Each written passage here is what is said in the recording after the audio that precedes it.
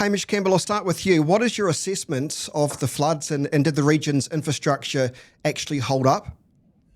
Well, I think, first of all, I want just to acknowledge all of those that have been affected by the flooding. I appreciate there's a whole range of people from Banks Peninsula through the Selwyn district and also here in Christchurch that have been affected by floods. We've had probably one of the biggest rainfalls we've had in the last 50 years. I think we've had 88 millimetres over the last 24 hours. So it's been a huge flood, huge amount of water. And so I actually think the city has probably held up quite well considering. Nobody really sees flood protection when it's been put in, and it's only when there's failures in the system that actually we recognise that we need more. And I think the Christchurch City Council has done an excellent job. Can we have more infrastructure to deal with flooding? Yes, of course we can. New Zealand as a whole has a real shortage of infrastructure. I think the Infrastructure Commission suggests we're over $200 billion short of infrastructure. So we really need to be able to enable councils to be able to produce the infrastructure we need to deal with the events like this. Duncan, are you confident the council is investing in the right areas when it comes to flood prevention? I actually do want to give a shout out to the council. They've done a good job kind of on the ground this time. And, Christchurch Central electorate's got what used to be called the Flockton Basin in it. And in a lot less rain than this, that historically filled up and houses flooded. Now, the council spent a good sum of money and a long period of time sorting that out. There's other work to do. There's always going to be work to do. And, climate change, sea level rise, all those things mean that it's going to be an ongoing work. But the council's done a pretty good job. There is infrastructure deficits out there. I'm not sure government can just leave it all up to local bodies because there's some big ticket items there, and particularly some of the smaller councils are going to need some help. But look, do stay safe out there. I know people have been turned around trying to come to work from Governor's Bay and Littleton and what have you. So I think the general message from civil defence and local authorities is stay safe, stay home if you can. Hamish, just briefly, was declaring a state of emergency in Christchurch justified, do you think? Look, I think it was. We needed to be prepared for the worst case scenario. And so I think it's always better to be prepared than be caught short. And I think it was the right call to make. Just briefly, Duncan?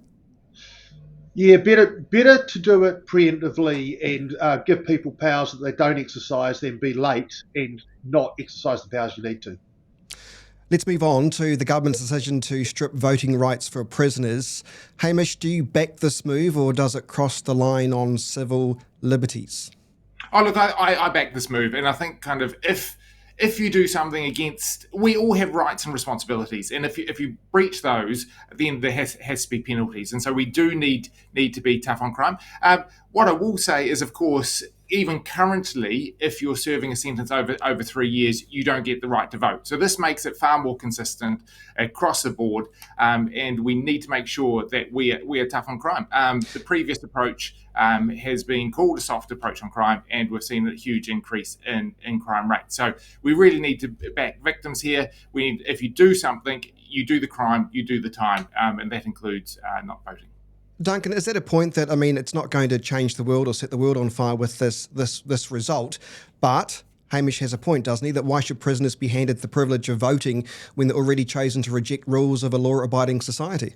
Well, you can probably imagine I've got a few things to say about this, Chris, but first of all, if this is what the government's focused on, it just goes to show you that there's a lot more going on they could be fixing out there other than prisoner voting rights. It's really easy to ignore the rights of people we don't like, and we don't like people who've committed crimes. So let's take their rights away from them. We do take their rights away from them, right? They are incarcerated. They're in their cells for 20 plus hours a day. They get very modest facilities in there. It's a pretty horrible place to be. And I would encourage every MP and anyone who can to go and have a look inside a prison to see what it's actually like. Now, we changed the law on this, and we changed the law because the Supreme Court said it was wrong. It was a disproportionate breach to take away voting rights from prisoners who are only in there for a short period of time. So that's the first thing. The second thing is this. These prisoners are going to come out.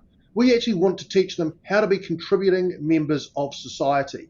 being a member, a voter, is actually one of the ways you teach people what it means to be a good citizen. So if we strip away citizenship rights, what we're doing is teaching them to be bad citizens, not good citizens who have a stake. So there's both practical and kind of human rights issues here. And lastly, I'll say this. Perhaps Hamish should talk to Winston Peters, because Winston Peters says he thinks it's a bit extreme to strip them of rights entirely, and he thinks 2 years is probably about the right level at which a prisoner should be entitled to vote if they're sentenced to 2 years or less. So they need to get their own team speaking from the same song sheet.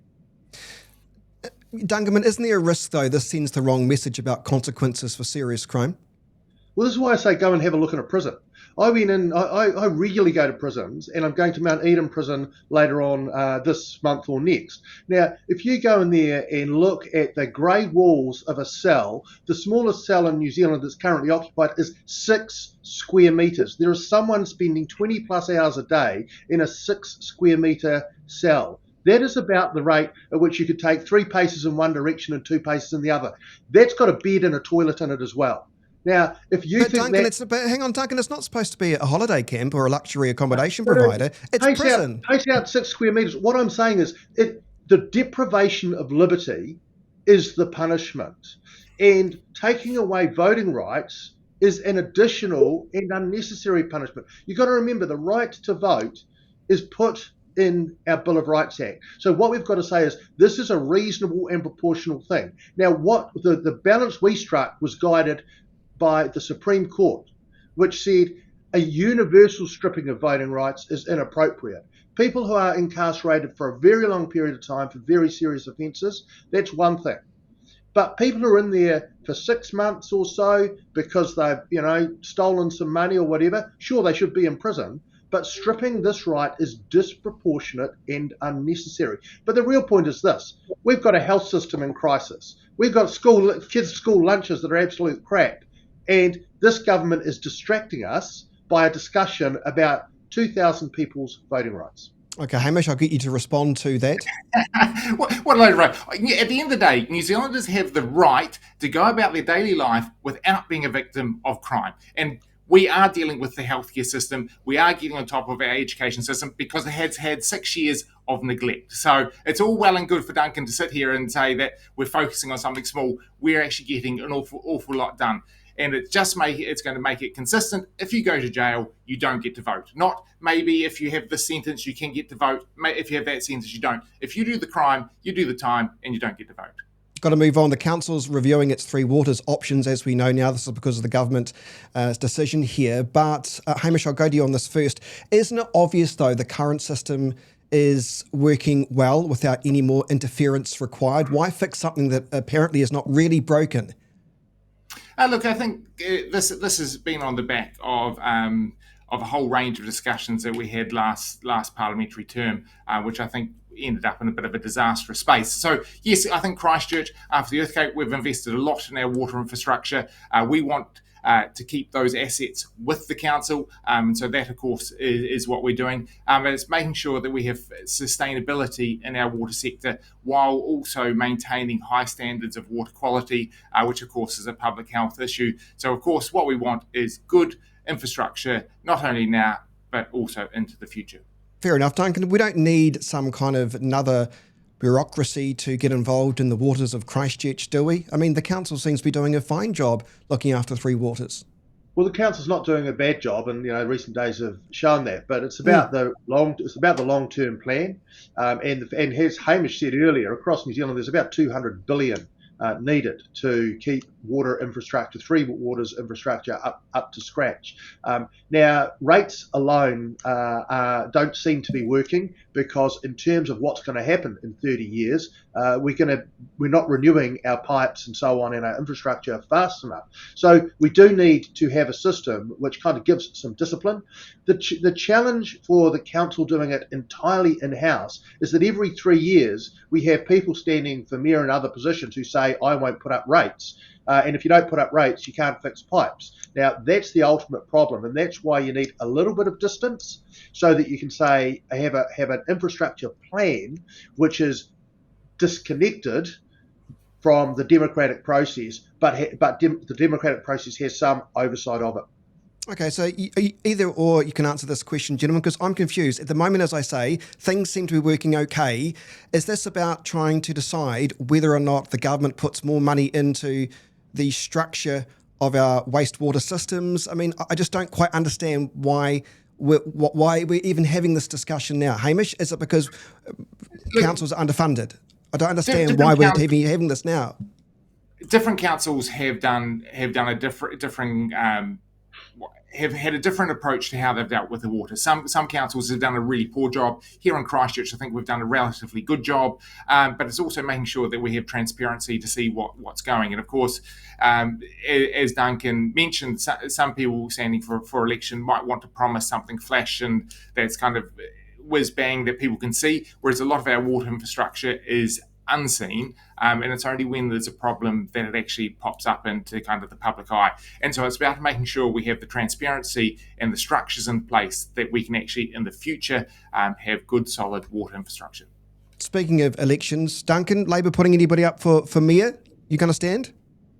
Oh, I've got a pretty good job at the moment, and I'm enjoying it quite a lot, so I don't think I will. But look, you're probably referring to Andrew Little in Wellington, who's not actually standing under a Labor banner. And actually, I wasn't actually. I just wanting to know if Labor's if we can have a three what do you call it, persons race. Oh, a three-way. No, look, Sara Templeton would make a great mayor, and I wish her well on her campaign. Politics is tough. Phil Major's there. He's doing a workmanlike job, but I think Sara would be a great leader for the city. Oh, so you're endorsing Sara Templeton this morning? Oh yeah, absolutely. I'm happy to endorse Sara. I hope she goes really well. This is new. Hamish, are you endorsing Sara Templeton as well, or Phil Major? Oh, look, I think that's up to the people of Christchurch to decide who they want. Don't be so. At the end of the day, as a local member of parliament, we have to work with whoever's the mayor to get the best outcome for the city. So I think it's really foolish to actually sit there and openly endorse one candidate over another. Duncan, are you foolish? Are you a bit foolish? I think it's funny that Hamish is so equivocal on who would make a good leader. Of course, I'll work with Phil Major, and I was there at the citizenship ceremony with him the other day. But look, it's about leadership of the city. It's important. I think a politician in a position like Hamish or I have should put a stake in the ground on that, and I think Sara would make a good mayor. Well, I think that's a first for Christchurch media, so I'll take that. Duncan Webb and Hamish Campbell, stay warm, and I'm glad you got your swan dry on there, Duncan. It looks very, very warm. Oh, yes, need it today. Have a great weekend, everybody. Excellent. Stay dry and safe.